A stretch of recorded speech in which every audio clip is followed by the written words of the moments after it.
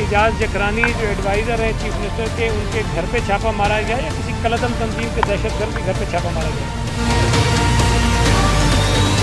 सिंध हुकूमत की एक और अहम शख्सियत के गिर्द नैब का घेरा तंग। कौमी एहतसाब ब्यूरो की 5 रुकनी टीम का वजीर सिंध के मुशीर बराए जेल खाना जात और साबिक रुकन कौमी असम्बली एजाज जाकरानी के घर पर छापा। मुख्तलिफ फाइलें कब्जे में ले ली। छापे के दौरान रेंजर्स की भी भारी नफरी घर के बाहर मौजूद रही। एजाज जाकरानी के घर पहुँचने वाले वजीर बल्दियात सईद गनी और जियालों को घर के करीब जाने से रोक दिया गया। जियालों ने एजाज जाकरानी के घर के बाहर धरना दे दिया। मीडिया से गुफ्तगू करते हुए सईद गनी का कहना था कि नैब की कार्रवाई का अंदाज ऐसा है जैसे किसी कलअदम दहशतगर्द के घर छापा मारा गया हो। कार्रवाई गैर कानूनी और हरासा करने के मुतरादिफ है। इस अंदाज में ये छापा मारा गया है। आपसे मैं गुजारिश करूंगा कि ज़रा ये गली का माहौल भी दिखाएं लोगों को कि ये एजाज जकरानी जो एडवाइज़र हैं चीफ मिनिस्टर के, उनके घर पे छापा मारा गया या किसी कलअदम तंजीम के दहशतगर्द के घर पे छापा मारा गया।